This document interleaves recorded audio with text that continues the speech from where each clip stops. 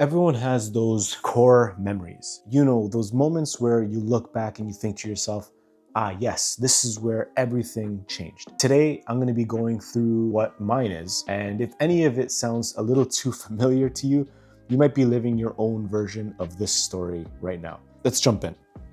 Now, before the actual moment that changed everything, for most of my early adulthood, I lived life on cruise control. I wake up, work, eat out 5 times a week, get paid, spend that entire paycheck on whatever made me happy in that moment, which is food, outings, entertainment, you know, like the holy trinity of temporary happiness with long-term pain. And don't get me wrong, I still love all those things, but back then I wasn't choosing them, I was reacting, like a human vending machine, like insert paycheck and like dispense dopamine. Thinking about the future? Absolutely not.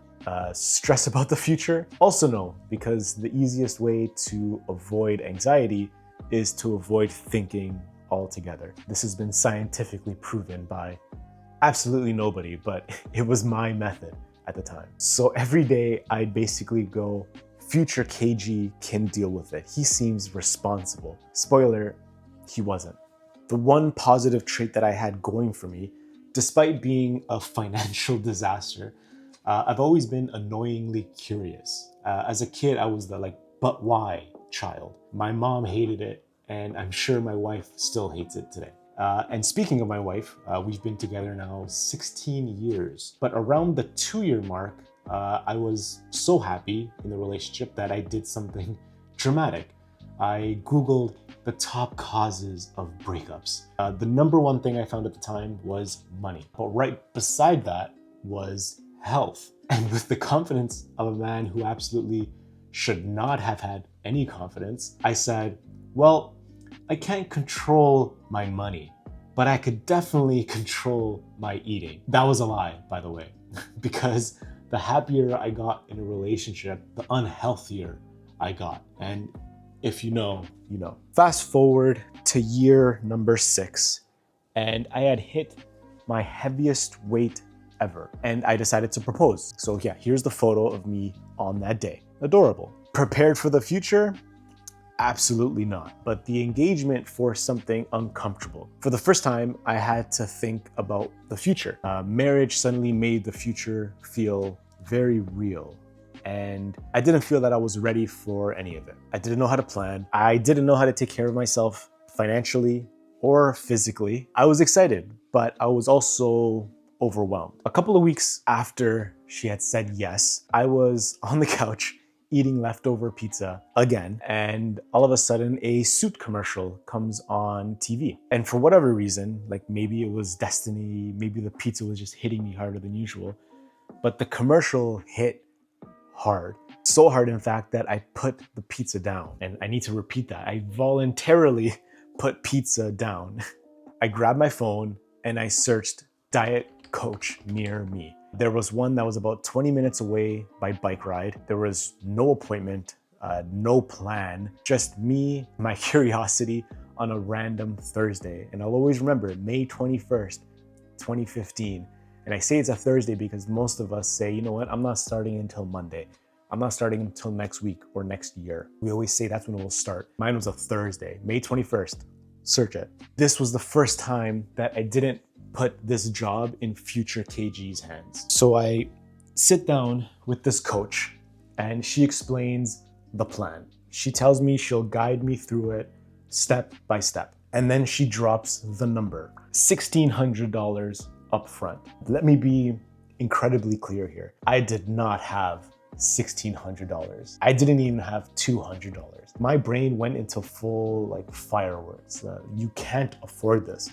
What if it doesn't work? Why are you even here? But then another thought kind of pushed through the noise, and it was, what if this changes something? So with the kind of courage that only lasts about 10 seconds, I said, yeah, let's do it. I swiped my credit card. I stared at the terminal like it was judging me. And I low-key hoped that it would get declined so I would have an excuse to run. It didn't. It didn't get declined. And that was the first time in my life that I ever invested in myself. I'll skip the details, but in 3 months, I lost almost 40 pounds. Was it the healthiest approach? Absolutely not. Was it effective? Yeah, but the important part wasn't necessarily the weight. It was the experience that taught me a coach shortens your learning curve. A coach gives you structure when your brain is chaos. A coach sees a path you can't see yet. And investing in yourself hits different when the money actually means something to you. Looking back now, I'd pay that $1,600 again instantly, because that one decision changed the entire trajectory of my life, my health, my mindset, my finances, everything. It made me realize that if I can invest in someone to help me with my health, why couldn't I invest in someone to help me with my money? And that's what led me to where I am today, building systems, learning from others, getting out of $100,000 of debt, and building a future where early retirement isn't just like a dream. It's the direction I'm actually heading in. So if you're watching this and thinking to yourself, I've been stuck on cruise control for years and I want to get my money together, but I have no idea where to start, then maybe this is your version of that Thursday bike ride. You don't need hype. You don't need perfection. You just need a starting point. Someone who's been where you are, messed up the way you've messed up, and still found a path forward. If that's something you want, there's a free workbook linked below. Check it out. No pressure. And if it helps, we'll talk from there. I have a final message to the coach who unknowingly changed my life, Mercedes. If the algorithm somehow puts this video in front of you, message me. I'd love to properly thank you. And for everyone else, thanks for watching my story. Seriously, hit subscribe. Future you might actually thank you for it. And I'll see you guys next week.